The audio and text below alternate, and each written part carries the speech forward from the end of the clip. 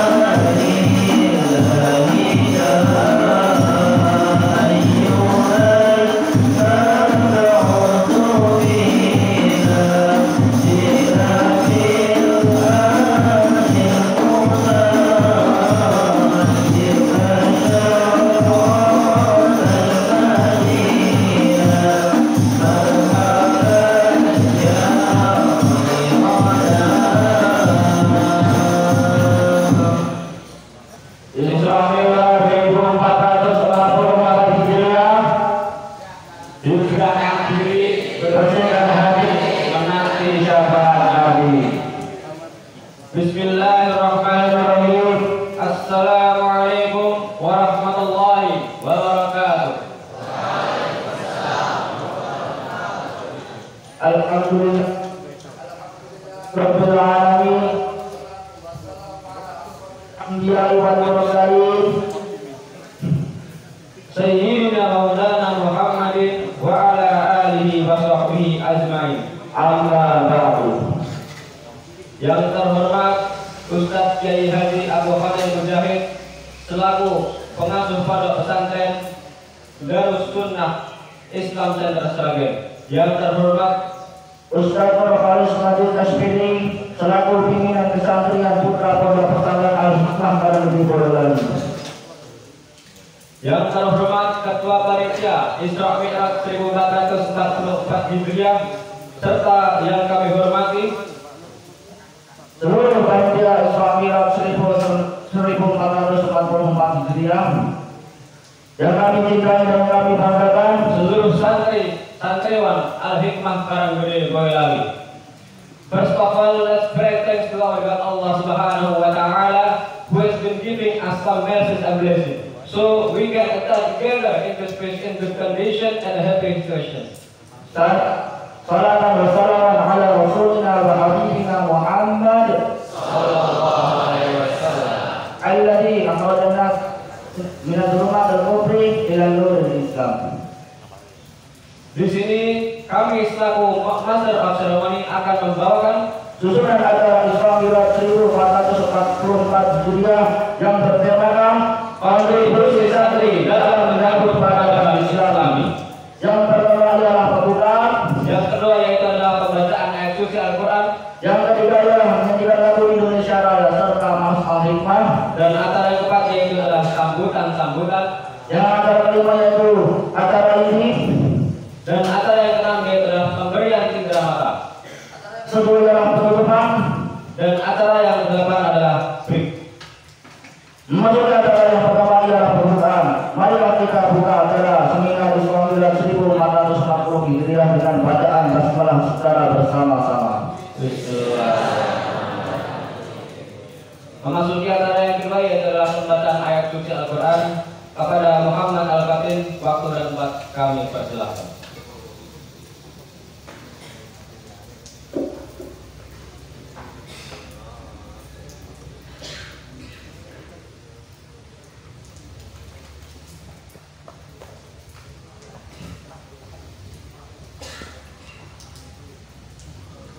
Assalamualaikum warahmatullahi wabarakatuh. A'udzu billahi minasy syaithanir rajim.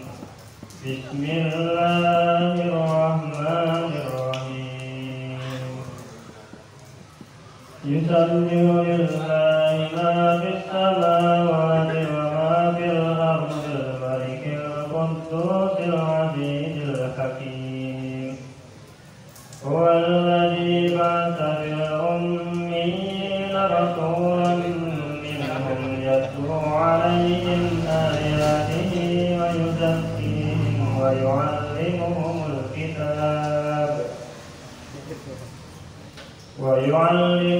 الكتاب والحكمة وإن كانوا من قبل لفي ضلال مبين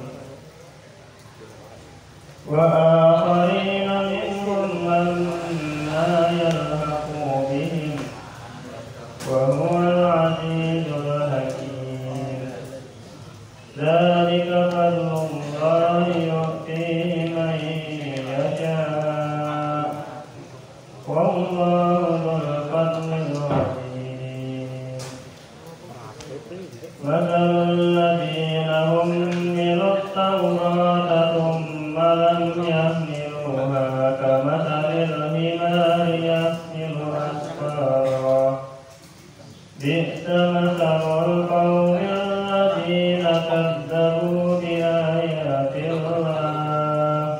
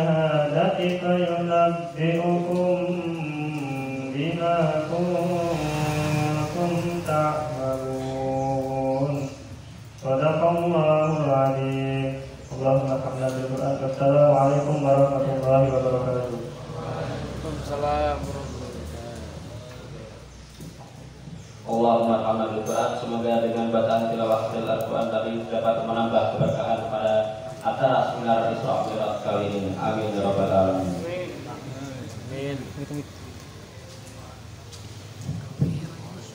Ada yang berjaya menyanyikan lagu Indonesia Raya dan Mars Al-Hikmah. Dibawahkan lagu ini untuk berdiri.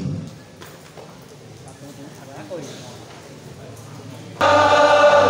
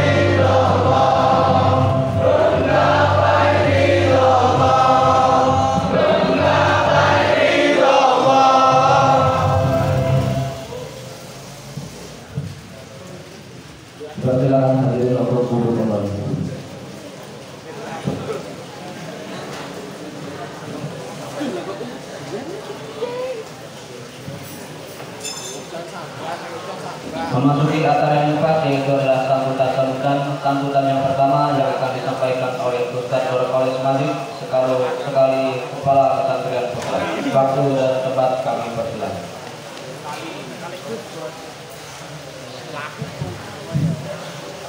Bismillahirrahmanirrahim. Assalamualaikum warahmatullahi wabarakatuh. Alhamdulillahirabbil alamin wassalatu wassalamu ala asyrofil anbiya'i wal mursalin wa ala alihi wa sahbihi wa man tabi'ahum bi ihsan ila yaumil qiyamah. Dan mujahid yang kami hormati, panitia yang terhormat, anak-anakku yang senantiasa dan banggakan.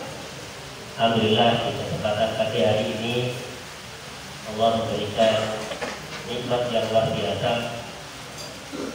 Tidak menyangka bahwa kenikmatan itu kalau disyukuri pasti ditambahkan. Hari ini saya merasa cukup terhormat rasanya, kedatangan tamu yang luar biasa. Ternyata ada ikatan antara beliau dengan saya. Beliau ternyata kakak kelas saya di alma mater. Jadi beliau senior saya. Alhamdulillah ini nikmat yang luar biasa. Maka setiap kali saya sampaikan di depan ini, nak, kenikmatan yang antum dapatkan itu hasil dari ketaatan antum sendiri. Allah tidak membutuhkan apa-apa dari kita kecuali akan kembali pada diri kita sendiri. Contohnya hari ini, sebelumnya saya belum mengenal beliau, belum tahu, tapi setelah ketemu ini dada semakin tambah lapang, karena beliau belum menyampaikan ilmunya, saya sudah merasa luar biasa. Jadi ini nikmat yang senantiasa harus kita syukuri. Insya Allah nanti akan kita lanjutkan, dan saya punya kemauan ingin silaturahmi ke pondok beliau. Jadi dengan teman-teman kita akan ajak bersama. Berharap bahwa justru kita bisa MOU dan juga lulusan kita ketika tidak sendiri. Insya Allah. Jadi gitu nak ya. Alhamdulillah di pagi hari yang satu ini Allah menambahkan nikmat yang luar biasa. Semoga dengan seperti ini akan menguatkan keimanan kita kepada Allah. Dan tentu kita berharap nikmat itu tidak akan dicabut. Ketaatan kita sangat penting. Tidak lupa, mari kita bersolawat kepada Nabi.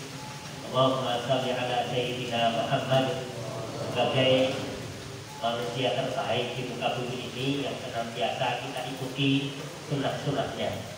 Kita bangga dengan sunnah-sunnahnya tanpa sedikit pun celah untuk mengkritisi ataupun yang lainnya. Kesempurnaan beliau di dunia kasih dengan Allah yang wajib kita idolakan. Tidak ada manusia di dunia ini yang kita idolakan kecuali Nabi Muhammad SAW. Anak-anakku, dalam sambutan kali ini pesan yang pertama, dengarkan baik-baik tadi. Ini kita datangkan jauh-jauh supaya menambah keilmuan antum, menambah keberkahan ilmu antum, dan tentunya nanti menambah keberkahan pondok pesantren kita. Yang kedua, antum santri, beliau masyayikh, beliau syekh kita, maka adab-adabnya dijaga. Jangan sampai keberkahan dicabut karena adab yang kurang terperhatikan di antum. Yang ketiga, terima kasih kepada panitia, sudah cukup baik, tapi nanti kedepannya bisa menjadi lebih baik lagi. Dengan kondisi keterbatasan, tentu mampu melaksanakan. Insya Allah kita berupaya memberikan yang untuk mau semampu kita. Saya selaku kepala pelayanan pesantren berusaha untuk memberikan yang terbaik, terkhusus untuk pengurus hikmah atau panitia. Demikian sambutan dari saya. Sekali lagi minta tolong anak-anakku jaga keberkahan. Bukan lagi bagaimana keilmuannya, dan langsung saja kita ke materi inti kepada Ustaz Abu Fadl Al-Syahid. Kami persilakan. Bismillahirrahmanirrahim. Assalamualaikum warahmatullahi wabarakatuh.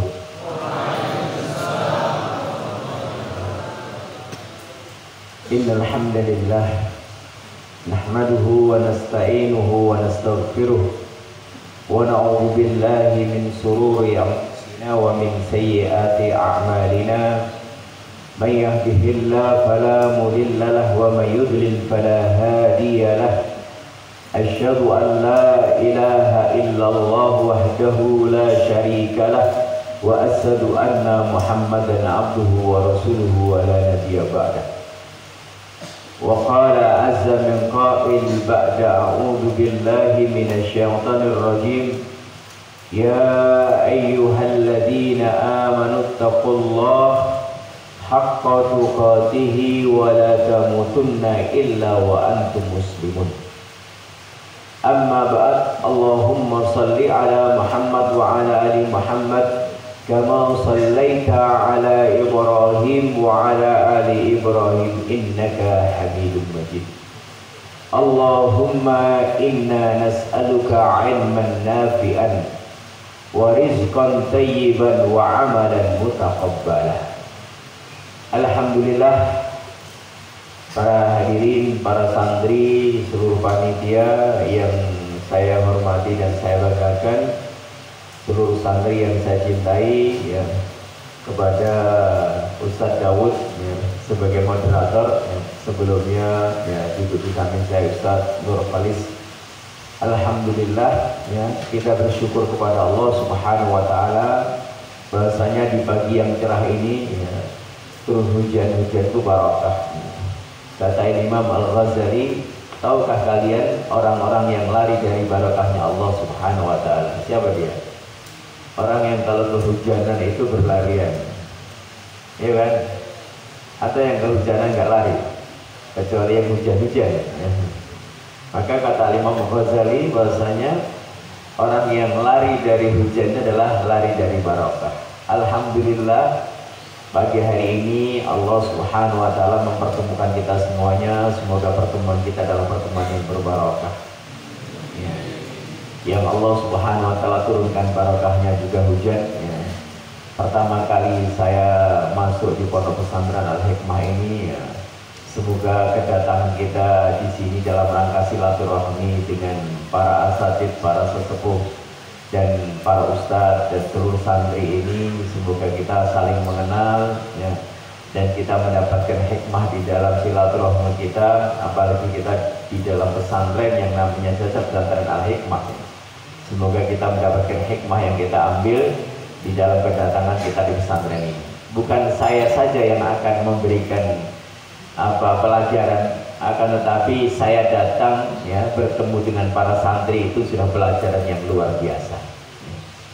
Pelajaran yang luar biasa. Sehingga insya Allah seminar kita ya, judulnya seminar ya. Seminar kita pada peringatan Isra Mi'raj kali ini ya, adalah kita bisa mengambil hikmah dan pelajarannya ya. Kita dikasih waktu berapa lama Ustaz? Sekarang jam 9. Berapa lama? Saya musyrif. Ayo.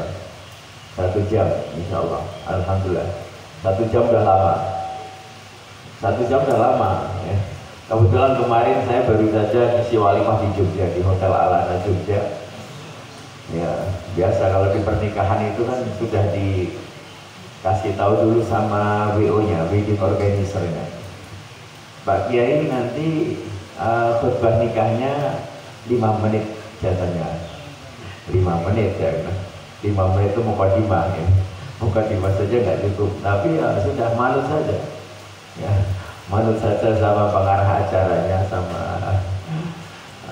organisasi komitenya gitu. Ya, alhamdulillah itu 5 menit. Ya, saya cuma 5 menit itu mau ceramah apa ya gitu kan.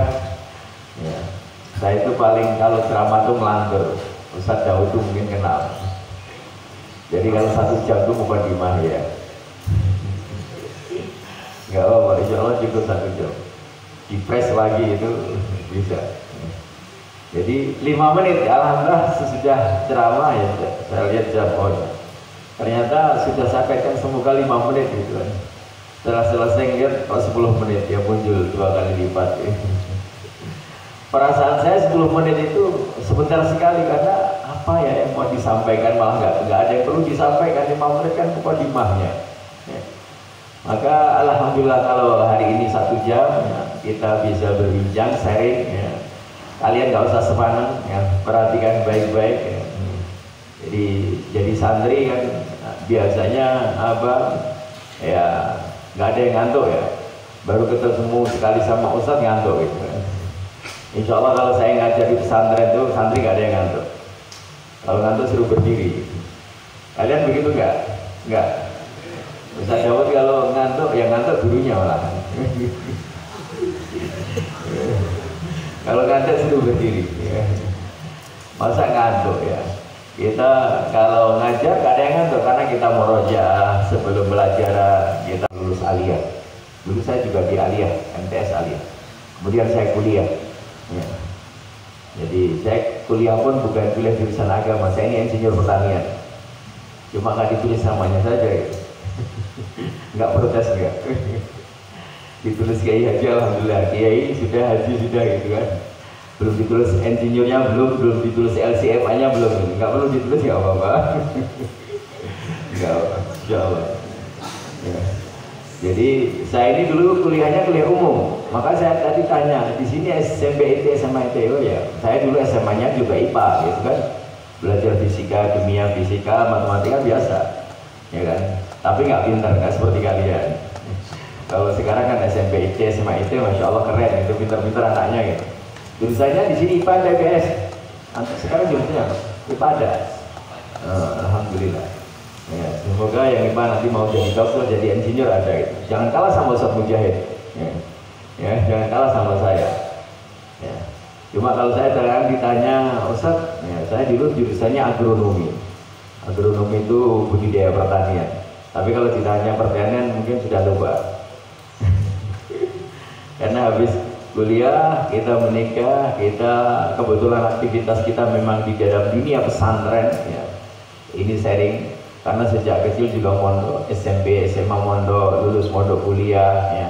Kemudian aktivitas juga di bidang keagamaan, kebetulan saya dulu aktif di himpunan mahasiswa Islam Surakarta ya. Jadi kemudian di senat kemahasiswaan dan sebagainya, kemudian menikah di Jogja ya. Dapat orang Jogja, kemudian saya baru punya 5 anak. 5 anak. Alhamdulillah, semoga para santri nggak kalah. Anak 1, 2, 3, 4 itu hafal Quran sejak kelas 1 SMP semua. Alhamdulillah. Ya. Jadi Ustaz Dawud tahu betul ya, anak saya yang pertama, yang kedua dan seterusnya. Sehingga ini jadi pelajaran kalian. Ya. Jadi kalau di sini saya tadi tanya apa stressingnya di pesantren ini, hafalan Quran Masya Allah. SMP hafal mungkin 10 juz luar biasa. SMA hafal berapa? 15 juz mungkin, alhamdulillah luar biasa. Jadi seperti itu. Kebetulan di sini ada alumni kita, ada 2 Ustaz Dawud sama Ustaz Afif. Ya, dua-duanya alumni dari pesantren kita. Jadi ya ini ikut di pesantren kita juga sejak lulus SD. Jadi sudah kayak anak sendiri ya. Jadi ini pengalaman di pesantren, sehingga kalau kalian sekarang nyantri ya, saya dulu juga nyantri bertahun-tahun ya. Kemudian bagi yang nyantri nanti mau kuliah umum, kuliah agama, tidak mengapa ya. Kalian yang penting belajar ya, sebagaimana apa yang menjadi cita-cita kalian dan cita-cita orang tua. Kalau bisa hafal Al-Quran dulu, karena hafal Al-Quran itu segalanya Istri saya seorang dokter, ya. Tidak pernah mengenal dunia pesantren. Kebetulan istri saya alumni dari Gajah Mada, ya. Jadi kedokteran Gajah Mada. Lulus dokter, saya bawa ke Yaman belajar agama. Hafal Quran, jangan tanya hafal Quran juz am aja nggak hafal. Ya. Kemudian bahasa Arab juga nggak tahu karena nggak pernah mengenal dunia pesantren. Alhamdulillah saya bahkannya ke dari Yaman, ya. Saya ke Yaman tuh dengan istri dan anak-anak. Kebetulan saya sudah punya 3 anak. Anak pertama saya bagi Yaman sekitar umur 7 tahun, yang kedua 4 tahun, yang ketiga itu sekitar 10 bulan masih di gendong uminya. Tahun 99 saya berangkat ke Yaman untuk belajar. Kalian belum lahir? Belum? Jangan-jangan sudah ada yang lahir tahun 99. Setahun sesudah tergulingnya Pak Soeharto, tahun 98 ketika itu kan pergantian pemerintahan reformasi. Jadi sudah itu setahun itu saya ke Yaman sampai tahun 2011. Walaupun di sela-sela itu saya pulang. Ya, saya bawa istri dan anak, alhamdulillah kita semuanya sana belajar. Ya. Istri saya yang tidak juz am aja nggak hafal, alhamdulillah di Yaman bisa hafal Quran, bahkan beberapa tahun menjadi pengajar Al-Qurannya orang-orang Arab dan seterusnya. Ya. Belajar dinia, belajar bahasa Arab, belajar fikih dan lain sebagainya, sebagaimana kita belajar sama-sama. Kalau ditanya anak, jangan ditanya anak. Ya. Wajah Indonesia tapi lidahnya Arab. Ya. Karena berpuluh tahun anak-anak kita di Arab. Ya. Maka anak saya nomor 2 itu nggak akan kenal ketika dia ngomong Arab tuh kalau dia orang Indonesia. Apalagi ada bodinya Arab dan wajahnya Arab. Kalau bapaknya paling Bani Mungkoyo, Mungkoyo Arab. Tahu Mungkoyo? Ada yang dari luar Jawa, nah Jawanya banyak kan? Kalau dari luar Jawa nggak Pak? Bani Mungkoyo itu ya namanya Mungkoyo itu seperti kalau bahasa Jawa itu. Kalau saya nggak ada keturunan Arab. Kebetulan anak saya yang kedua itu ada face-nya, bodinya ya orang Arab. 4 tahun saya bawa ke Yaman sampai sekarang. Ya, sampai sekarang masih di Yaman dan dia terus masih harus belajar. Kebetulan pas pulang ya sebentar corona sampai sekarang belum bisa balik ya. Jadi sudah anak-anak belajar di sana sudah 20 tahun lebih belajar di Yaman. Ya. Jadi yang pertama, kedua dan seterusnya. Sehingga ini semuanya saya bagi kalian. Kalau kalian sekarang lagi meninggalkan orang tua, ada yang baru setahun, 2 tahun, 3 tahun, mungkin yang SMA sudah ada yang 6 tahun gitu. Itu baru 6 tahun, ya, baru 6 tahun. Kalian bisa sopir. Kalian bisa bisa membayangkan ya, belajar itu membutuhkan waktu ya. Harus berpisah dengan orang tua, harus meninggalkan kesenangan kita di rumah dan sebagainya ya. Maka cak dulu tadi baik sayanya al ilmu saydun, imla sekarang pelajarannya. Al ilmu saydun pakai saydun, wal kitabatu qayyiduhu. Al ilmu saydun wal kitabatu qayyiduhu.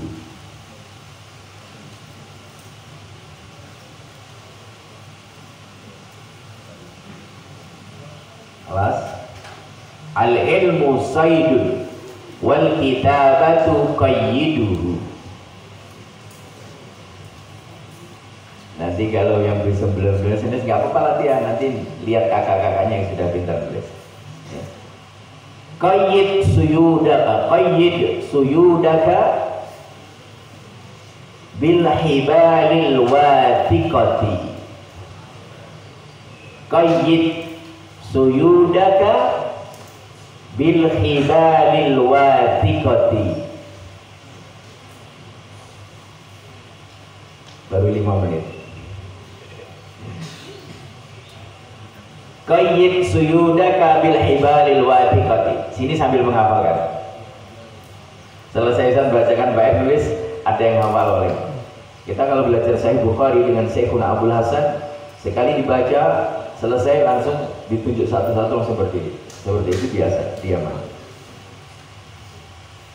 Qayyid suyudaka bil hibalil wathiqati. Al ilmu saydun wal kitabatu qayyiduhu. qayyid suyudaka bil hibalil wathiqati.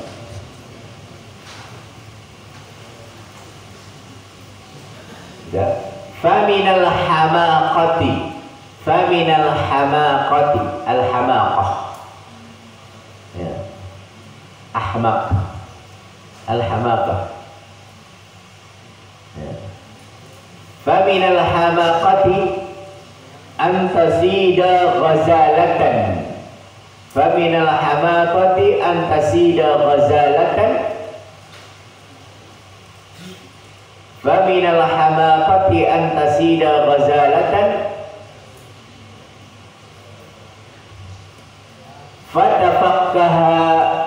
fatafakkaha bainal khalaiqi taliqatan, fatafakkaha bainal khalaiqi al khalaiqi taliqatan. Ukarir maratan thaniyah. Al ilmu saydun wal kitabatu qayyiduhu. Qayyid suyudaka bil hibalil wathiqati.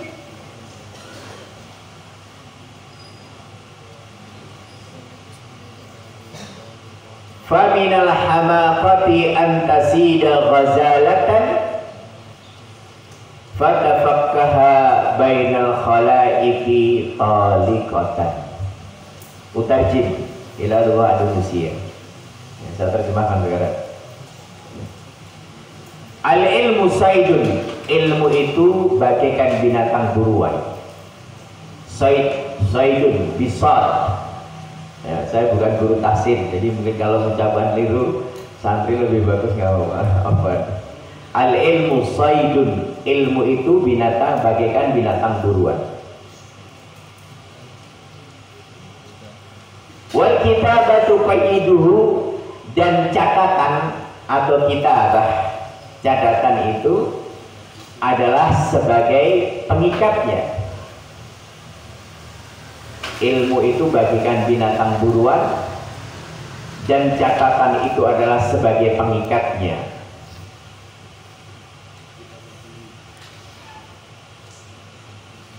Qayyid suyudaka, ikatlah binatang buruanmu.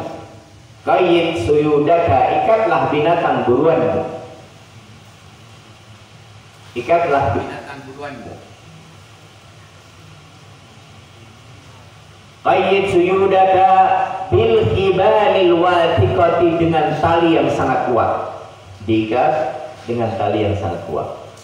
Ikatlah binatang buruanmu dengan tali yang sangat kuat. Bil hibalil wathiqati, al wathiqati. Ikatlah binatang buruanmu dengan ikatan yang sangat atau tali yang sangat kuat. Faminal hamaqati, di antara kedunguan. Hamaqah itu adalah kedunguan. Tahu, santri apa enggak? Jadi kalau di Yaman, kalau kita di Arab, orang itu kalau marah gitu, orang Badui kalau marah gitu kan. Ya. Kalau di sini memaki orang itu kan lagi viral kan. Suara adzan dengan suara anjing lagi viral kan. Santri nggak tahu nggak apa-apa, karena nggak bawa HP kan. Tanya ustadznya. Jadi pernyataan Menteri Agama yang membuat kegaduhan di Muslim di Indonesia, yang ada permisalan antara suara adzan dengan suara gonggongan anjing. Kalau kita orang Indonesia marah ya kalb gitu kan, ya kan? Rasa diterjemah gitu. Nanti terjemahi bahasa Jawa orang nesu, segawon gitu kan.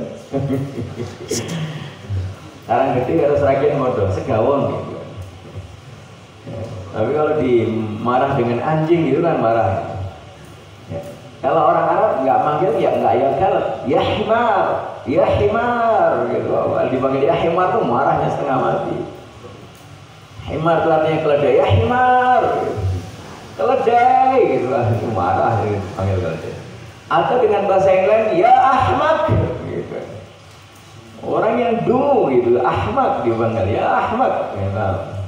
Tapi jangan tuh marah ke teman ya. Ini sekedar kalian sebagai pengetahuan, santri harus tahu. Ya. Bahasa-bahasa yang demikian harus tahu. Nanti kalau ngobrol sama orang Arab biar tahu. Kalau dia ngomongin gitu, jangan ketawa-tawa aja. Saya tadi diomong ya ahmak, ya ahmak itu dimaki kamu boleh dimaki. Ya himar itu himar itu dimaki kalau orang Arab. Itu perkataan yang kejam, yang sadis gitu kalau kamu.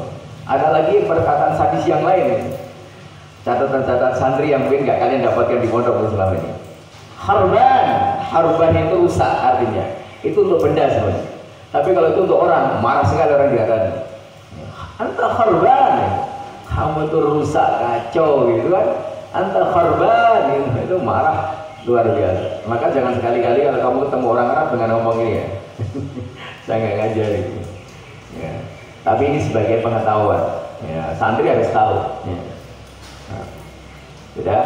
Faminal hamaqati antasida ghazalatan. Di antara kedunguan seseorang, antasida ghazalatan, dia berburu dan dia dapat rusa. Antasida ghazalatan, engkau berburu seekor rusa. Ya. Di antara kedunguan seseorang, engkau berburu seekor rusa.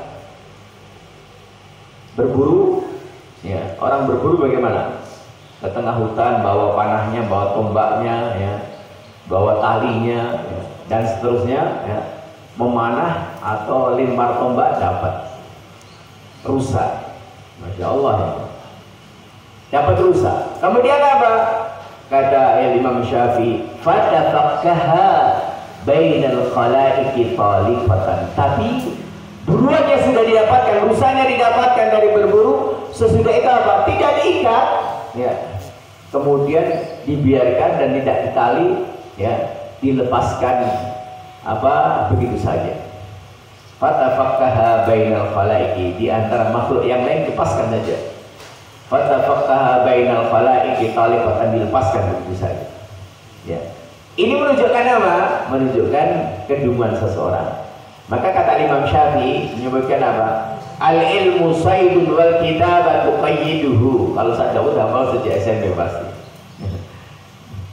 Ya, qayyid suyudaka bil hibalil wathiqati faminal hamaqati an tasida ghazalatan fatafaqaha bainal khalaiqi talifatan. Sudah, siapa yang hafal? Erfa. Ya ada. Jawab. Sudah, ada yang hafal aja? Enggak ada. Hafal setoran aja biasanya berapa juz sekali sama Ustaz Afif kan? Atau Ustaz Dawud. Mungkin ada hadiahnya. Oh iya, ada hadiahnya. Ada hadiahnya apa ini kitabnya? Ya. Siapa yang hafal? Ya. Nanti ada hadiahnya. Hadiahnya di negara Ustaz Dawud. Eva ada. Angkat-angkat. Nggak ada. SMP. Nggak ada. Kelas 12 ada. MC-nya belum. Fadal, masalah Ismat. What's your name? Eva. Kum. Namanya siapa? Kenalkan. Muhammad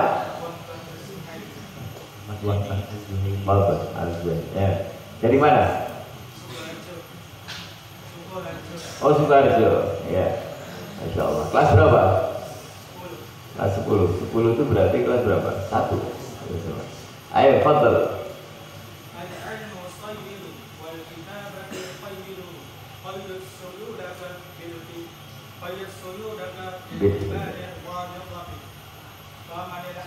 Faminal hamaqah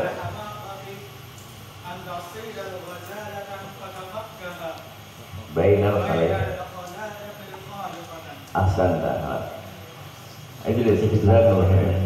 Insyaallah dia dapat hadiah di Ustaz Dawud. Jauh lagi, yang belakang.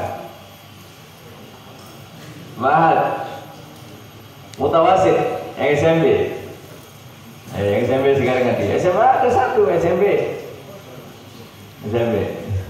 Siapa yang hafalannya kuat? Yang sudah 10 juz mutin kelas 3. Man minkum ahad. Nggak apa-apa, nggak usah malu-malu. Saya kasih tahu perbedaan kita dengan orang Arab. Kita kalau belajar dengan orang Arab itu kan, saya bertahun-tahun tinggal di Arab dengan orang Arab. Datang dari Libya, dari Saudi, dari mana-mana kumpul di Yaman. Kalau ada pertanyaan dia, ini soal gitu. Saya bilang ini soal, langsung angkat tangan semua. Belum bisa baca soal, angkat tangan dulu. Nanti kalau dia nggak tahu udah turun lagi. Yang penting ngambil tangan dulu. Kalau orang Arab itu bedanya kita dengan orang Indonesia. Orang Indonesia dengan orang Arab itu. Kalau dia orang Arab itu, masya Allah, dia tahu nggak tahu jawabannya nanti, yang penting angkat tangan dulu. Kalau kita bisa aja kadang-kadang mau angkat tangan malu, takut gitu kan, ya. Jadi sedangkan kita sebenarnya bisa, ya itu kekurangan kita. Saya yakin santri itu pintar-pintar, masya Allah. Orang Indonesia itu kalau belajar pintar-pintar, ya. Nggak kalah sama orang dari negara lain, percaya. Di antara dua anak saya yang pertama kedua itu adalah sudah hafal Sahih Bukhari Muslim di saat dia kelas 3 SMA sama kelas 3 SMP. Itu mengikuti daurah selama setengah tahun. Hafal Jamu Sahihain. Jadi ketika itu yang ikut ada 7 mahasiswa Indonesia, di antara 2 anak saya yang baru kelas SMA kelas 3 dan SMP kelas 3. Di Yaman semua. Jadi sejak SD, SMP, SMA di Yaman. Ikut daurah Jamu Sahihain, menghafalkan ya kitab Sahihain Sahih Bukhari Muslim. Ya, 7 orang Indonesia, baru ada 4 jilid. Ya. 1 jilid berguguran, tinggal 2 anak kita. Alhamdulillah bisa selesai sampai selesai. Ya. Per hari bisa setoran berapa? 15 sampai 25 lembar. Nggak bisa, ini biar jadi motivasi santri. Ya. Jadi kalau hanya menghafalkan beberapa lari-lari itu kecil, biasakan menghafal. Biasakan. Maka alhamdulillah ya, anak-anak lulus SMA yang pertama memberikan hadiah orang tuanya. Kalau hafal Quran sudah berlalu, hafal Sahih Bukhari Muslim. Yang SMP lulus hafal Sahih Bukhari Muslim, masya Allah itu. Ya, ini adalah sesuatu yang luar biasa ya bagi kalian sebagai motivasi. Saya bukan untuk pamer ya, ini motivasi kalian sebagai seorang santri. Ya. Jadi nanti kalau mungkin pengen tahu ya banyak tanya ke Ustaz Daud ini. Ya. Jadi bagaimana belajar dan seterusnya. Sudah nggak ada SMP ma'had, ya, sudah. Jadi sudah tahu artinya. Jadi Imam Syafi'i menyebutkan ilmu itu bagaikan binatang buruan. Ya, ilmu itu bagaikan binatang buruan. Ya. Kemudian apa? Dan catatannya adalah sebagai pengikatnya. Kalau kalian belajar pasti mencatat. Kita belajar di Yaman bertahun-tahun. Datang itu kalau kita di Yaman pulpen itu nggak satu, merah, kuning, hijau, biru, hitam berderet. Satu untuk nyatet hitam, warna merah, warna pensil. Kalau bawa kitab begini ya, kita nulis kitab itu kita jarang kita mau pakai pulpen, pakai pensil. Karena nanti kalau salah-salah bisa dihapus lagi. Jadi pensil. Jadi setiap saat datang ke majelis bawa catatan, bawa pensil, kitab biasa. Ya, kita kalau datang ya, pagi sampai siang belajar bawa kitab setumpuk, ya, pulang ke rumah. Nanti asar sampai maghrib bawa lagi, macam-macam kitab yang dipelajari. Nanti terus seperti itu setiap hari. Ya. Jadi harus bawa kitab dan bawa catatan ketika kita belajar. Sebagaimana kalian belajar pasti seperti itu. Kalau ini acara seminar sharing saja nggak apa-apa. Ya, antum mencatat dan sebagainya ya, ini adalah sebagai amalan idhofiyah saja, amalan pelengkap atau amalan sunnahnya kalian. Tapi kata Imam Syafi'i, ilmu itu bagaikan binatang buruan, dan mencatat itu adalah apa? Sebagai mencatat itu sebagai ikatannya. Wal kitabatu qayyiduhu, dan catatan sebagai ikatan. Kalau kalian berburu, kalian harus mengikat. Karena apa? Sebagaimana kalian belajar harus diikat dengan apa? Dengan catatan. Sehebat-hebatnya kita tidak akan pernah bisa melampaui hebatnya Imam Al-Bukhari. Kenal kalian Imam Bukhari? Ada namanya Bukhari? Nggak ada. Muslim ada namanya? Nasai, Abu Dawud, Tirmidzi, Ibnu Majah nggak ada. Berarti Imam Kutub Sittah nggak ada. Imam Sunnah ada, Imam Syafi'i ada, Syafi'i ada? Ada. Ada namanya Syafi'i. Syafi'i ada Syafi'i. Masya Allah. Ada namanya Syafi'i. Masya Allah. Kenapa nggak angkat tangan tadi? Ya. Perkataan idolanya namanya Imam Syafi'i itu bapaknya pingin seperti anaknya seperti Muhammad bin Idris Syafi'i. Ya, Pak. Yaitu apa? Pendeta atau letak fondasi mazhab Syafi'i dan mazhab mayoritas di Indonesia dan di ASEAN pada umum. Kebetulan di pesantren kita juga menggunakan belajar fikihnya dengan mazhab Syafi'i. Maka ya ini diantara idolanya orang tua ketika menamakan anaknya Syafi'i. Ada Ahmad bin Hanbal? Nggak ada. Ada Malik bin Anas? Ada Malik, ada Anas bin Malik. Nah, sekarang kalau namanya Anas bin Malik, saya tanya, apa perbedaan Anas bin Malik dan Malik bin Hanbal? Malik bin Anas dan Malik apa? Anas bin Malik. Malik bin Anas dan Anas bin Malik. Ya. Anas bin Malik namanya. Ada Anas. Ada pertanyaan, siapa yang bisa jawab? Mal farqu baina Malik bin Anas wa Anas bin Malik? Anas bin Malik wa Malik bin Anas. Nggak ada? Ya udah nggak apa-apa. Apa perbedaannya antara Anas bin Malik dan Malik bin Anas? Ada namanya Abu Hanifah, Imam ini, ahli ra'i. Abu Hanifah. Ini kunyahnya, namanya adalah Nu'man bin Thabit. Ma'ruf bi kunyatihi al-Imam Abu Hanifah. 4 ulama mazhab kalian tahu? Catat Imam Abu Hanifah. Yang pertama Abu Hanifah. Namanya Nu'man bin Thabit. Al-Imam Abu Hanifah.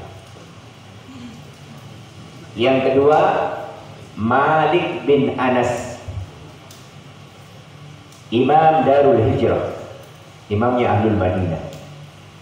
Malik bin Anas. Malik bin Anas.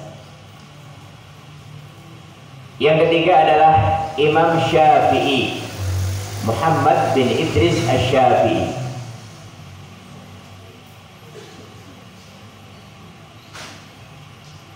Yang keempat adalah Imam Ahmad, yaitu Ahmad bin Hanbal.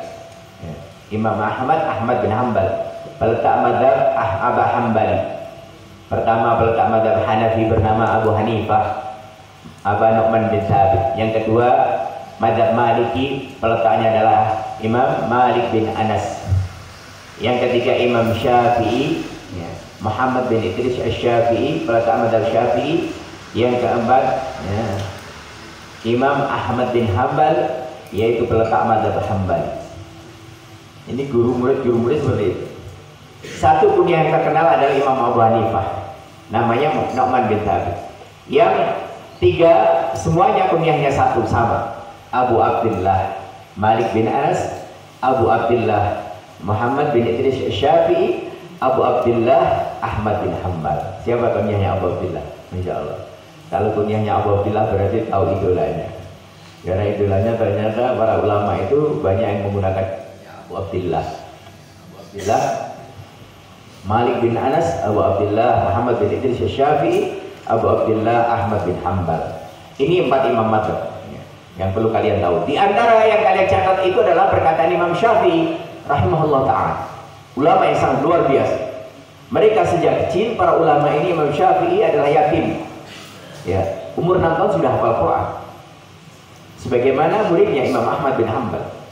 Guru dan murid antara Syafi'i dan Hanbal, Ahmad bin Hanbal ini luar biasa. Tahu kalian Imam Ahmad bin Hanbal? Ahmad bin Hanbal ini gurunya Imam Bukhari. Ya. Dia hafal 1 juta hadis sanad dengan matannya. Ada yang hafal Arba'in Nawawiyah? Ada hafalan Arba'in? Nggak ada. Arba'in Nawawiyah ada 42 hadis yang ditulis oleh Imam Nawawi. Kalian bisa membayangkan, orang kalau hafal Arba'in Nawawiyah saja kalau di Indonesia sudah luar biasa, santri itu luar biasa. Kalian bisa membayangkan Imam Ahmad bin Hanbal itu hafal 1 juta hadis sanad dan matanya. Matanya isi hadis, sanadnya apa? Hadatsana fulan dan fulan dan fulan dan fulan qala Rasulullah SAW. Seperti itu. Dihafalkan 1 juta hadis. Ini ulama-ulama zaman dahulu bukan seperti sekarang kita ini. Kita Arba'in Nawawi saja nggak hafal. Kalau sudah hafal sudah luar biasa. Masya Allah. Ya, jadi Ustaz sudah hafal Arba'in Nawawi, bisa ngajar syarah Arba'in Nawawi di mana sudah diundang pengpengan gitu. Kalau dibandingkan ulama dulu nggak ada apa-apanya. Kita itu nggak ada apa-apanya dengan para imam, para ulama dahulu. Imam Syafi'i, Imam Ahmad sejak kecil mereka sudah hafal yaitu apa? Quran, hafal hadis-hadis Rasulullah SAW dan seterusnya. Ya. Jadi Imam Bukhari kemudian muridnya Imam Ahmad bin Hanbal. Ya, Imam Bukhari itu menulis kitab Sahih Bukhari selama beliau itu sesudah keliling dunia. Dari Mesir ke Baghdad, Baghdad ke Mekah, Mekah ke Madinah, ke Yaman, keliling ke dunia. Ya, ke Khurasan, ya, Bukhara dan seterusnya. Di mana-mana dicari ada orang alim, ada yang bahkan hadis Rasulullah didatangi, ya diambil hadisnya dan seterusnya. Sesudah itu dipilah-pilahkan. Selama 16 tahun beliau kemudian memilah-milahkan hadis, ya, dengan mempelajari dan menghafalkannya. Sesudah itu beliau menulis kitab Sahih Bukhari adalah sholat 2 rakaat. Kemudian dia tuliskan kitab yang pertama di dalam kitab Sahih Bukhari adalah kitab hadis Innamal a'malu binniyat wa innamal likulli imri'in ma nawa dan seterusnya. Hadis yang pertama kali dalam Sahih Bukhari adalah hadis babun niyat, Islamiyat. Ini Al-Imam Al-Bukhari. As-Sahhul kitab ba'da Quran. Kitab Sahih Bukhari. Kitab yang paling sahih surah Al-Quran adalah kitab Sahih Bukhari. Ini apa? Diterima oleh ratusan bahkan ribuan oleh para ulama setiap masanya. Dari ijma'ul ummah ini, kesepakatan umat ahlu sunnah wal jamaah menjadikan kitab Sahih Bukhari adalah as-sahhul kitab ba'da Quran.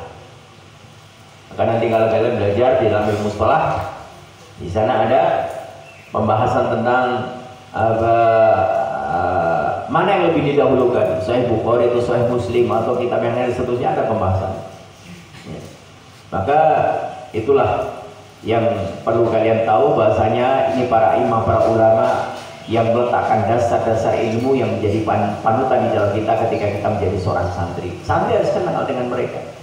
Jangan tahunya siapa pemain sepak bola yang terkenal. Wah, sebutkan Ronaldo apalagi. Saya bukan penggemar sepak bola, saya tidak tahu. Ya. Siapa artis yang terkenal apa? Siapa ini? Masya Allah gitu kan. Ya, apalagi yang seneng apa? Itu orang-orang awam sekarang kan seneng drakor itu kan. Apa drakor? Nah, itu tahu artisnya. Tapi apa santri harus kenal siapa idolanya. Para salafus saleh, para sahabat, para tabi'in, para imam, mereka adalah idola kita, panutan kita. Santri harus tahu siapa Imam Syafi'i, siapa Imam Malik, siapa Imam Abu Hanifah, siapa Imam Ahmad bin Hanbal, Bukhari, Muslim dan seterusnya. Bahkan bapak-bapak kalian menamakan anak-anaknya, dikasih namanya para ulama. Agar apa? Punya niat, bahasanya apa? Bahasanya ke depan dia memiliki anak sebagaimana yang dia idolakan. Nama itulah doa orang tua kepada kita. Sehingga apa? Sehingga tidak bisa dipisahkan nuansa santri dengan panutannya para imam, para ulama. Maka harus kalian kenal. Kalau kita dulu di pondok itu biasa dibuat mading, majalah dinding, ada tulisan kata-kata mutiaranya para ulama ditulis di kamar, di tembok-tembok, seperti itu. Untuk kalau ngantuk, Imam Dal pun ngantuk. Kemudian ketika gurunya, masyaihnya memberikan pelajaran, menyampaikan pelajarannya, kasih pertanyaan, nggak ada yang bisa jawab. Dibangunkan beliau, dijawab dengan lancar. Bangun, jawab pertanyaan. Jawaban apa? Soal gurunya, masya Allah. Maka kalau ada yang ngantuk di kelas, ya, boleh ngantuk. Tapi kalau ditanya dia bisa. Ya. Maka ini sunahnya para imam. Ya. Jadi jangan ngantuk karena mau males. Ngantuknya karena tadi malam mau rojaah, ngantuknya karena menghafal, ngantuknya karena qiyamul gitu. Itu pun sudah dibagi waktunya kita. Maka apa? Maka ini pelajaran bagi kita. Sehingga apa? Ilmu itu dicatat. Catatnya itu mencatat itu sebagai ikatan untuk buruan kita. Kemudian apa kata Imam Syafi'i? Ya. Al-ilmu saydan wal kitabatu qayyiduhu qayyid suyudaka bil hibalil wathiqati. Ikatlah buruanmu dengan tali yang kuat. Bil hibalil wathiqah, dengan tali yang kuat. Kenapa? Kamu berburu dapat binatang, kumpulkan tapi kabur lagi sudah. Nah, diikat, dimasukkan kerangkeng, diikatnya. Nah, itu namanya menjaga binatang buruan. Sebagaimana seorang talibul ilmi, seorang santri datang masuk kelas, masuk alaqah, maka apa? Dia dengan mencatat, karena catatan itu adalah ikatan ilmu kita. Sebagaimana kita berburu, seorang santri itulah pemburu, memburu ilmu, wanted. Tapi jangan salah, ada yang pakai kaos wanted girl gitu. Tahu namanya? Nggak tahu, kok keren apa itu kan? Masya Allah, lihatulillah. Kok santri pakai kaosnya wanted girl, nggak tahu wanted apa itu. Lihatulillah. Jadi kita ini pemburu ilmu. Kan apa? Ya, mencari, haus dengan ilmu. Ya. Kemudian apa? Seorang yang berburu dia harus menyiapkan peralatannya, panahnya, tombaknya, talinya, peralatannya. Ketika nanti dapat binatang buruan bisa diikat dengan kuat. Sebagaimana itulah seorang talibul ilmi. Ketika dia belajar, dia mencatat, menyimak baik-baik, memberikan taklifatnya, hasiahnya dan seterusnya di dalam kitabnya, di dalam catatannya, dicatat baik-baik. Karena apa? Itu faedah. Sekarang kalian belum merasakan, ya. Nanti ketika kalian sudah terjun dakwah menjadi seorang ustaz, seorang guru, seorang dai, dimanapun kalian berada, apapun profesi kalian, kalian akan ingat ketika kalian menjadi seorang santri. Saya ingat betul sampai sekarang, walaupun sudah tua begini, apalagi sekarang kan ada grup WA. Kita masa-masa kita ada dengan teman-teman SMP, ingat betul, oh dulu yang SMP itu ini orangnya suka usil, ini dulu anak alim, ini dulu anaknya rajin belajar. Ingat ya. Nah, sebagai seorang guru itu harus sabar. Santri juga harus sabar menghadapi gurunya. Paham? Ada nggak santri yang kalau mbak gurunya, santri itu harus diajari adab yang benar, ya. Maka diajarkan. Ketika kalau dia lagi marah sama gurunya itu, kalau sekolah di luar ya, gurunya mau pulang banyak membebas semua, pentilnya dibuat sama siswanya. Kalau ada pesantren yang mah dengar, apa motornya ustadznya itu banyak kok membebas, ada pentilnya dibuang sama santrinya karena marah, dia nggak bisa ngerjakan PR atau di mana di kelas. Oh masya Allah, ini namanya hati-hati, ini nggak benar, nggak punya adab. Nah, waliyahzubillah ya, baru saja terjadi dan viral ya. Di daerah Kalimantan ada 2 santri yang membunuh ustadznya. Ya, ini jadi pelajaran berharga, mengerikan sekali. Kenapa? Gara-gara HP. Dibangunkan pagi, ternyata santri ini menyembunyikan HP, diambil oleh ustadznya. Nah, sesudah itu sudah sholat subuh, ini sebelum subuh dibangunkan, ambil HP-nya, santrinya marah. Habis sholat subuh, 2 santri bersekongkol, SMP, ya, bersekongkol, baru usianya 15 tahun, viral di media massa. Ya. Kemudian mengambil balok dan hajar gurunya sampai meninggal dunia. Dipukuli kepalanya, langsung meninggal di tempat. Ditemukan gurunya sudah meninggal. Ketangkap ternyata ketika itu heboh karena ada ustadz pesantren meninggal di daerah Kalimantan, Samarinda ke Balikpapan. Ya, kemudian ditemukan baru beberapa hari yang lalu, sekitar 1 pekan atau kurang dari 1 pekan, gara-gara HP. Ini menunjukkan apa? Pendidikan akhlak itu harus ditanamkan kepada anak didik kita. Maka kalau kalian sekarang berbicara peradaban masa depan santri itu apa? Santri itu adalah apa? Menjadi seorang thalibul ilmi adalah sedang berada di dalam kawah condor di buku. Dalam bahasanya perwayangan seperti itu. Ya. Dia sedang menggembleng dirinya dengan segala kelebihan yang ada ketika dia duduk di pesantren. Karena santri itu adalah identitas seorang ketika mondok. Nah, maka berita yang memilukan dan menyedihkan ini, waliyahzubillah, ini menunjukkan apa? Kejadian yang luar biasa. Yang ini adalah sesuatu yang harus menjadi pelajaran bagi kita semua. Satu, ketika seseorang dalam keadaan emosi, setan yang bermain.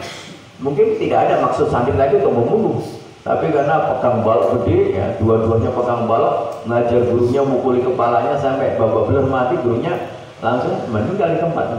Setan yang bermain. Emosi menjadikan apa? Masya Allah, kalau seorang sudah emosi itu apa? Ghadban, marah, itu adalah setan. Nah, maka hati-hati, kendalikan kalau seorang sedang marah. Yang biasa temperamental, yang suka pemarah, hati-hati, turunkan tensinya. Kemudian apa? Adab yang harus ditanamkan untuk santri-santri, anak-anak didik kita.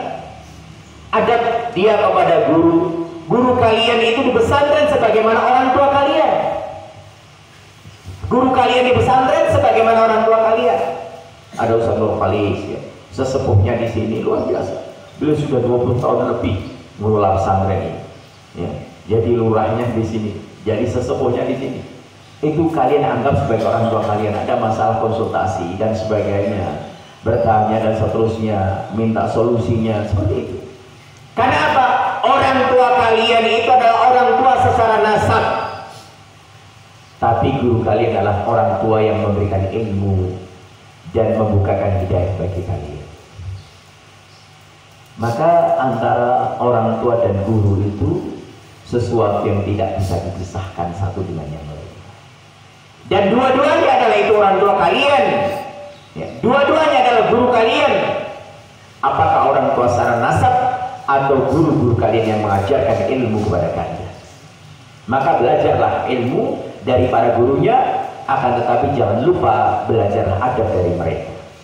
Majelisnya Imam Ahmad bin Hanbal itu kalau datang sampai ribuan, 5.000 lebih. Majelisnya Imam Ahmad bin Hanbal ribuan. Kebanyakan dari mereka hadir itu dalam rangka untuk belajar adab gurunya.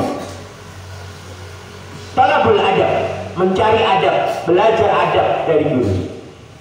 Hanya ratusan mereka yang mencatat ilmu atau hadis dari Imam Ahmad. Ada sanapun dicatat. Dulu nggak ada pengeras suara seperti ini. Ada namanya majelis imla, ya. Itu baca hadatsana fulan, di sana berdiri. Hadatsana fulan, sana berdiri. Hadatsana yang nyambung. Karena nggak ada pengeras suara. Belum ada namanya mukabbir shaut. Pengeras suara belum ada zaman dulu. Sehingga apa? Ada majelis imla itu sana yang berdiri, sana berdiri untuk mengomando atau menyuarakan apa yang dibacakan gurunya sampai ke belakang. Karena ribuan majelis. Bahkan disebutkan satu majelisnya kitab Sahih Bukhari itu sampai 90.000 orang yang hadir di dalam majelis kepada seorang syekh ketika dibacakan Sahih Bukhari. Bayangkan pada zaman dulu sampai puluhan ribu itu di mana mendengarnya. Nah, maka apa? Mereka banyak belajar adab kepada gurunya. Ya. Sehingga apa? Adab itu sesuatu yang sangat penting di dalam sebuah ilmu atau kerangka membangun. Apa artinya kalian belajar menjadi orang yang pandai, yang cerdas dan sebagainya, logikanya mapan dan seterusnya, tapi tidak punya akhlak dan tidak punya adab? Sebagaimana kalian harus beradab kepada orang tua kalian, beradab kepada guru-guru kalian, orang yang lebih tua, yang kecil-kecil kepada yang besar sayang kepada yang kecil-kecil. Di sini nggak ada yang suka membuli kan? Kalau ada tinggalkan. Dan jangan ada di dalam pesantren itu sistem senioritas. Yang merasa senior, yang merasa besar, awas nanti persekusi yang kecil-kecil.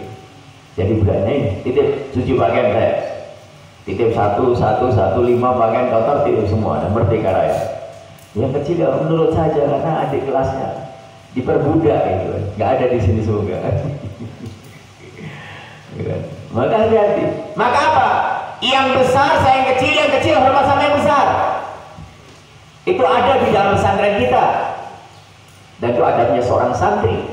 Bagaimana kita ada kepada guru-guru kita, kepada musyrik kita, ya, dan seterusnya. Belajar adab. Para salaf dulu, mereka apa? Belajar adab 20 tahun lamanya, 30 tahun lamanya belajar adab sebelum mengambil ilmunya. Sedangkan kita ini sudah banyak belajar ilmu tapi adab kita masih amburadul. Maka apa artinya seorang santri ketika berbicara peradaban masa depan, ternyata dia tidak membangun adab yang ada di dalam lingkungannya.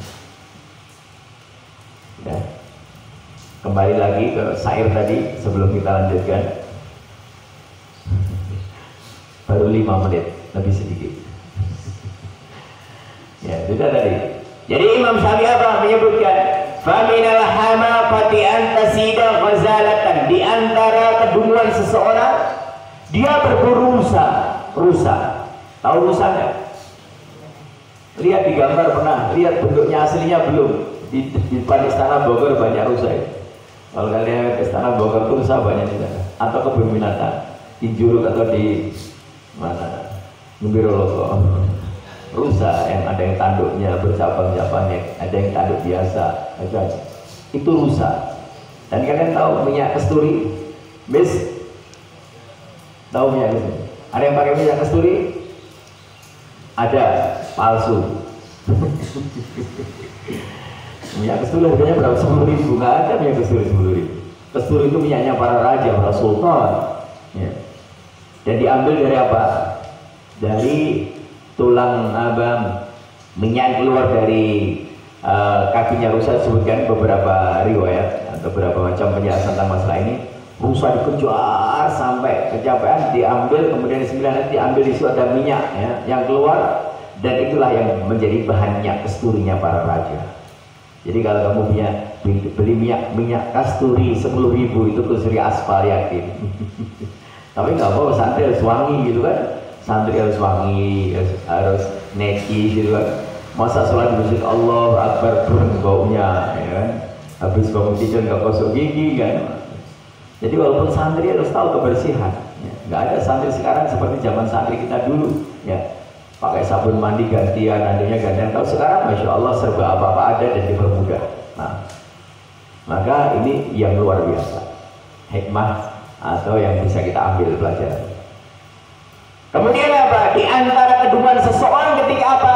Dia berburu rusa dan dia mendapatkan rusanya. Faminal hamaqati antasida ghazalatan fatafaqaha bainal khalaiqi talikatan. Sudah dia dapat rusa, dilepaskan begitu saja. Ini namanya orang apa? Orang dungu, kata Imam Syafi'i. Ahmaq. Faminal hamaqati, di antara kedunguan seseorang apa? Dia berburu sudah susah payahnya, batang bulunya jelaskan domblong itu kan, yang sampai domblongnya sampai nggak paham gitu. Guru tuh tahu kalau ngajar, saya kalau ngajar tahu gitu. Kamu di mana? Jasadmu di sini, tapi kamu ada di Riau gitu kan. Santri kita ada yang dari Riau, dari Kalimantan. Kamu sedang di sana ya? Sedang mikir kursinya rumah, kursi saya depan rumah, atau sedang mikirkan dipannya di rumah, atau memikirkan kucingnya. Biar yang di rumah tinggal. Enggak usah dibayangkan. Sekarang kita fokusnya di hadapan kita ilmu belajar. Nah, maka apa? Di antara kedunguan seseorang ketika dia berburu dia dapat rusa dan dia lepaskan. Faminal hamaqati antasida ghazalatan fatafaqaha bainal khalaiqi talifatan, maka dia lepaskan begitu saja. Ya. Rusanya. Ini termasuk orang yang salah, orang yang dungu. Kenapa? Dia belajar, duduk di majelis ilmu, dapat pelajaran banyak dari syekhnya, dari gurunya, tidak ada satupun yang nyantol dalam catatannya. Kenapa? Kekuatan kita menghafal itu sangat sedikit, kan? Sehebat-hebatnya kita, Masya Allah, nggak seperti para imam dulu, para ulama. Sekali mendengar langsung hafal. Saya Islam Ibn sejak umur 7 tahun datang di majelis sudah mencatat, hapus. Kalau dulu nulisnya dengan sabar, ya. Jadi tulisan yang dengan menggunakan semacam kayak batu itu habis langsung dihapus, langsung dihapus. Nah, karena dulu belum ada kertas tinta seperti kita mudahnya, dulu sangat susahnya. Nah, maka mereka mengandalkan kekuatan dalam menghafal. Kalau kita saat sekarang bisa padukan dua-duanya, karena dalam ilmu hadis dinamakan ada dhabtul kitab dan dhabtus sadri. Ya. Seseorang itu hadisnya diterima kalau dia punya dhabt. Dikatakan para ulama yang disebut dengan hadis sahih bahwa alladhi yattasil isnaduhu binadlin adlin tamu dhabtin an mithlihi ila muntaha wa la yakunu syadan wa la mu'allala. Di sini disebutkan tamu dhabtin, hadis sahih itu apabila para rijalnya punya sempurna. Kalau di bawahnya hadis hasan apabila rijalnya punya hafifu di bawah derajat hadis sahih. Dhabut berkaitan dengan al-itqan wa tatabbut, kemampuan di dalam menghafal dan mencatat apa yang didengarnya kemudian masuk di dalam hatinya, hafal. Ya, namanya itu dhabtus sadri atau dhabtus sudur atau dhabtul fuad. yang kita hafal dan kita ingat. Mengingat suatu saat kalau ditanya, kamu hafal hadisnya? Hafal. Hadasana bulan pada Rasulullah SAW. Belum. Saya nggak hafal. Oh, saya masih ingat catatan saya. Dibuka catatannya. Ini hadis nomor sekian. Saya punya catatan. Masya Allah, itu namanya Dhabtul Kitab. Tercatat di dalam catatan. Nah sekarang kalau kita datang, ya kan? Hafalan nggak ada, catatan nggak ada, gimana? Apa yang diandalkan? Pulang pondok sudah berapa? 6 tahun gitu. 6 tahun belajar itu. Suruh Ustaz, alhamdulillah hari ini Jumatan kita khatibnya nggak ada. Loh, nggak ada. Saya belum siap loh. Mondok 6 tahun kok nggak siap. Maju jadi khatib. Masa diumumkan para jamaah hari ini Jumatan kita libur karena khatibnya nggak ada gitu. Kan aneh. Ada santrinya di depan sudah mondok di akhir menonton, tampil dia berani kan gitu kan. Masya Allah gitu kan. Jangan nggak usah nunggu nonton 3 tahun kita berani ceramah ya, karena ada muhadarah kayak di sini. Alhamdulillah muhadarahnya pun tadi dengan speaknya dengan bahasa Inggris saya nggak bisa, saya hanya bisa bahasa Inggris yang yes dan no dan yes saja. Ya, jadi itu sehingga apa? Sehingga ini semua pelajaran bagi kita. Maka setiap kita harus senantiasa ihtimam, perhatian dengan ilmu yang kita miliki, kita hafalkan atau kita catat. Itu kata Imam Syafi'i. Maka itulah nuansa kita ketika kita berada di dalam sebuah pesantren. Pesantren itu sesuatu yang tidak bisa dilepaskan antara kiainya, santrinya, dan pondoknya. Nah, kalian menjadi seorang santri, itu berarti kalian sedang di dalam lingkungan sebuah pesantren. Nama kalian santri karena sebagai seorang thalibul ilmi, dan para pengajarnya sebagai para ustadznya, para masyayikhnya, para gurunya, para kiai. Maka 3 pilar inilah ya antara kiai, santri, dan pondok sesuatu yang tidak bisa dilepaskan. Jadi seorang santri itu dia sedang mengkader dirinya jadi pemimpin masa depan. Nah, kalau bahasanya mahasiswa keren ya. Apa namanya, agen sosial, persiapan untuk menjadi perubah ya, masa depan. Sebagaimana kalian sebagai seorang santri. Jadi jangan dibayangkan jadi santri itu alhamdulillah ketika kita sudah lulus lama mondok, masya Allah, teman-teman saya jadi dokter banyak, ada jenderalnya, ada dosennya, ada jadi rektornya, ada kiainya banyak, ada, masya Allah. Dulu ingat, masya Allah, itu dulu kalau mondok ya sukanya tidur gitu. Kalau makan double gitu, ada yang makan double. Ya, nuansa santri biasa. Ya. Kalau sekarang doublenya mungkin ketahuan zaman dulu, masya Allah, piring kita dulu piringnya pakai piring seng, tahun 80. Gitu.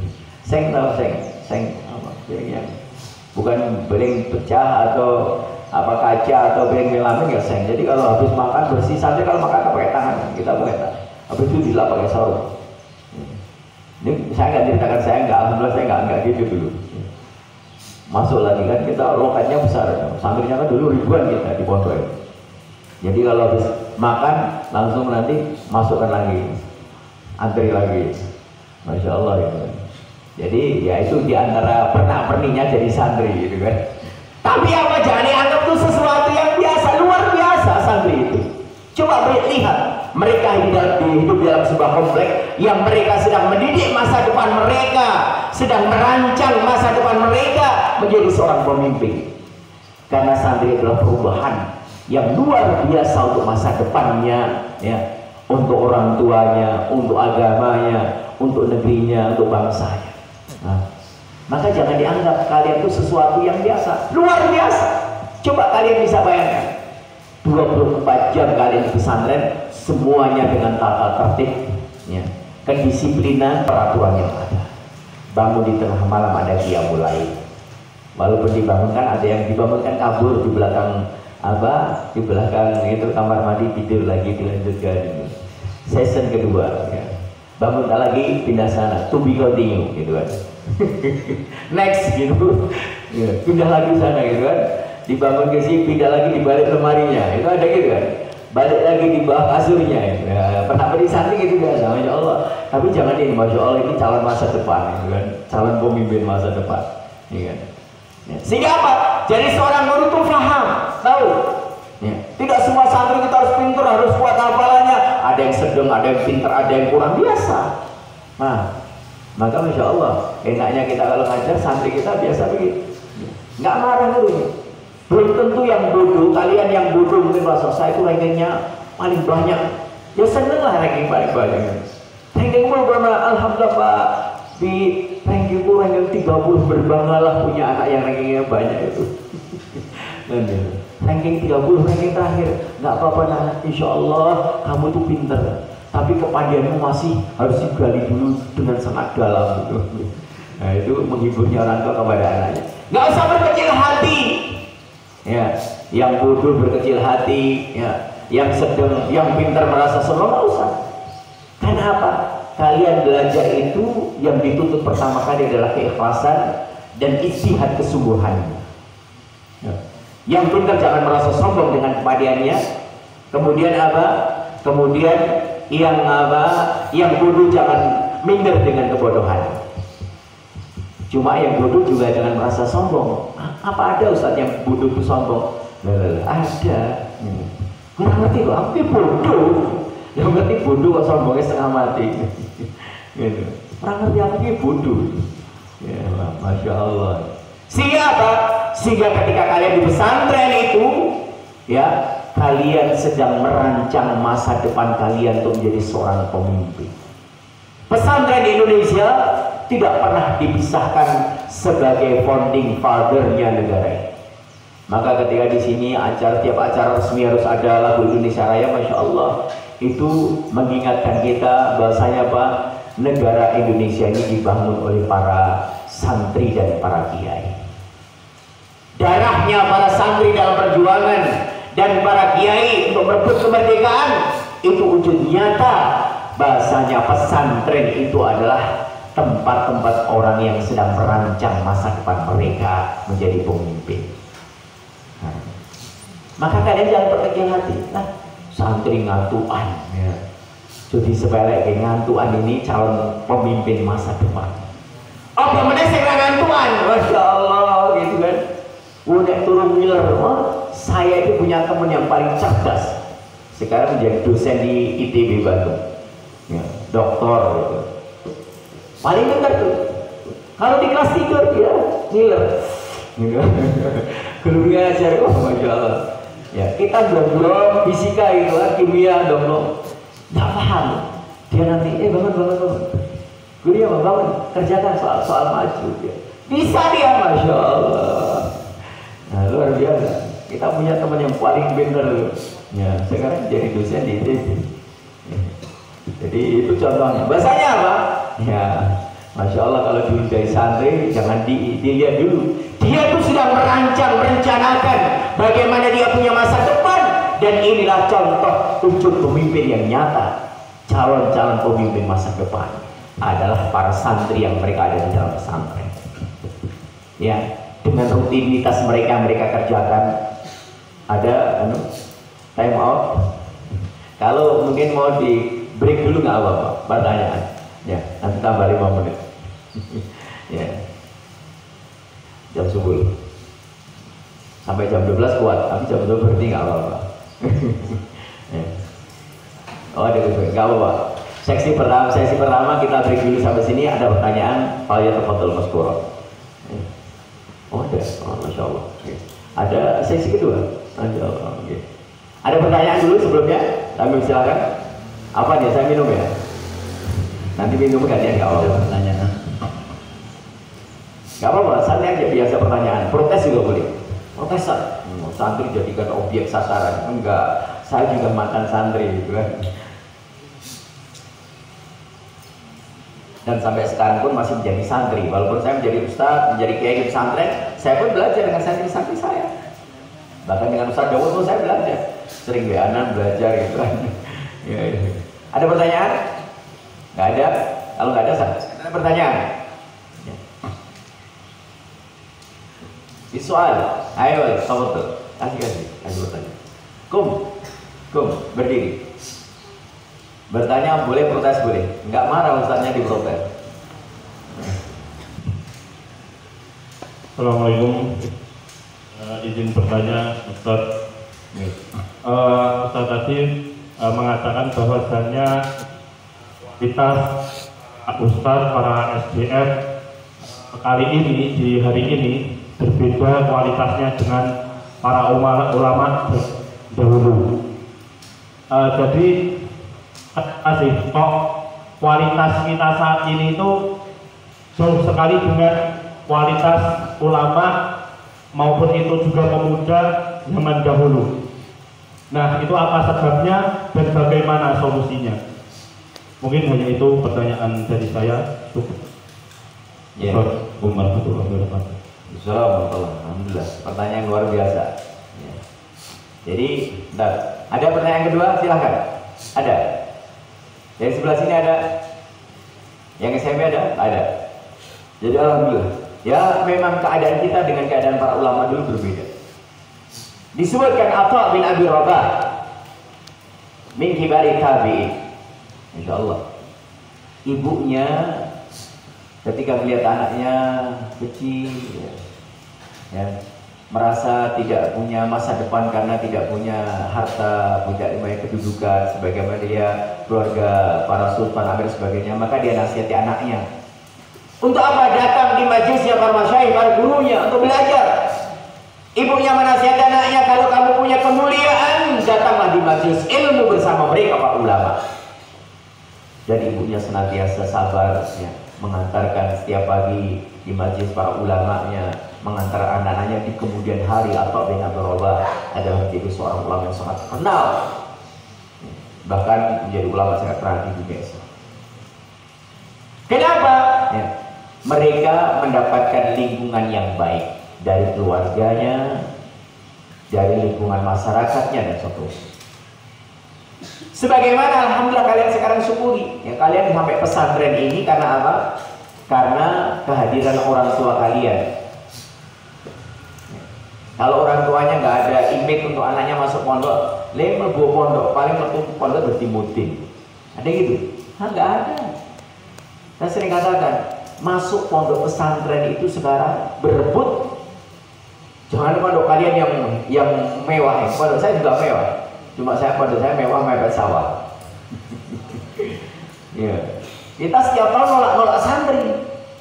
Mendaftar 500 gitu kan, yang diterimanya 25 orang gitu. Tempat kita seleksi. Ya. Belajarnya dengan sistem mulazamah, berbeda dengan sistem yang di sini. Saya tadi belum banyak ngobrol dengan Ustaz kali. Kalau di sini dengan sistem kurikulum, kita dengan sistem mulazamah. Satu kitab ke kitab yang lain, satu kitab terus seperti itu. Ya. Dan tidak ada batasannya. Walaupun kita punya jenjang SMP, SMA ada, tapi sampai lulus SMA yang sudah 8 tahun, 9 tahun, 10 tahun mondok masih ada, 11 tahun mondok masih ada. Karena ilmu tabatul zaman membutuhkan waktu yang banyak. Sehingga apa? Itulah yang menjadikan kualitas yang berbeda. Ya, mendapatkan orang tua yang berbeda, lingkungan yang berbeda, semangatnya dan seterusnya. Ini menjadikan hasilnya juga berbeda. Sehingga bagaimana saat sekarang kalau kita ya punya teladan yang luar biasa dari ulama-ulama kita menjadi orang-orang yang hebat, maka yang pertama hanya ada dua saran saya: niatkanlah belajar dari ikhlas lillahi ta'ala. Yang kedua adalah apa?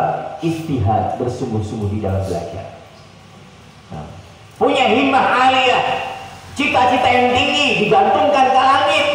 Jangan cita-citanya digantungkan di atas plafon, terlalu pendek, ke langit. Nah, insya Allah sebentar lagi saya hafal 30 juz sekali duduk. Insya Allah saya nanti hafal Sahih Bukhari Muslim. Insya Allah saya seperti itu. Gantungkan cita-cita setinggi langit. Ya. Mulai dari sekarang punya apa? Ikhlas. Luruskan niatnya mencari ilmu ikhlas karena Allah Subhanahu Wa Taala. Kata Imam Muhammad, mencari ilmu itu izalatul jahla an nafsi, untuk menghilangkan kebodohan dari dirinya. Ikhlas mencari itu Allah Subhanahu Wa Taala. Kemudian punya istihad, sungguh-sungguh di dalam mencari ilmu. Tidak malas-malasan, tapi bersungguh-sungguh, punya himmah alaliyah, ya, cita-cita, motivasi yang tinggi. Sehingga apa? Sehingga insya Allah kalian akan menjadi calon-calon pemimpin masa depan, dan kalian akan menjadi perubahan di dalam masyarakat kita dan negeri kita ketika kalian bersungguh-sungguh ketika menjadi seorang santri. Mungkin ini saja, sudah cukup waktunya, sudah jam 10 lewat 5 menit. Insya Allah ya, mukadimah ini kita lanjutkan lain kali ke dalam pertemuan. Jadi ini belum dikatakan seminar ya, baru mukadimahnya, karena baru menyatur satu syair. Tapi di sini masih ada pertanyaan, usulan, protes, saran boleh. Lain kali kalau kalian jalan-jalan ke arah Sragen bisa mampir ke pesantren kita, ya. Atau bisa jalan-jalan ke sana insya Allah ya. Pas liburan dan sebagainya nyasar sampai Sragen, pengen mampir ke pondoknya Mujahid silakan. Ya, kalau belum tahu alamatnya tanya Google Map. Kalau belum tahu tanya Ustaz Daud atau Ustaz Efif, insya Allah. Insya Allah itu saja bisa kita sampaikan. Semoga perkenalan kita pada pagi hari ini ya menjadikan kita kenal ya, dan kalian tidak bosan. Baru sekali ketemu bosan. Ustaz Daud itu bertahun-tahun belajar dengan saya. Ya. Jadi nggak bosan-bosan sampai sekarang. Pasti kalau pulang ke pondok itu, ya start muka dulu sama kiainya itu, cari ustadznya mana gitu. Karena ya sudah, itu adalah bukan kebosanan kita dalam cari ilmu. Semoga nggak bosan ya, 1 jam ya. Insya Allah lain kali bisa kita lanjutkan. Ini saja yang bisa kita sampaikan. Semoga bermanfaat dan semoga kalian menjadi calon-calon pemimpin masa depan, perubahan ya, masa depan yang lebih baik ya, bagi umat kita, bagi bangsa kita, bagi negeri kita.